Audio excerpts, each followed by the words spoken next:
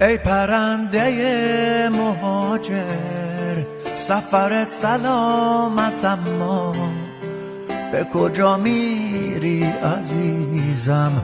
قفس تموم دنیا.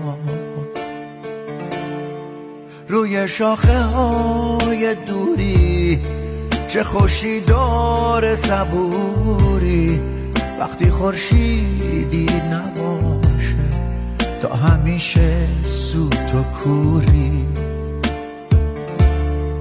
میگذره روزای آخرت توی جاده های خلوت، تا بخوای برگردی خونه گم میشی تو باغ قربت.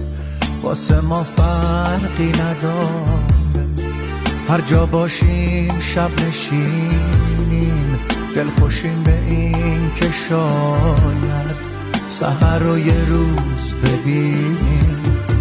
آخرش یه روزی هجرت در خونتو میکوبه، تازه اون لحظه میفهمی همه آسمون غروبه.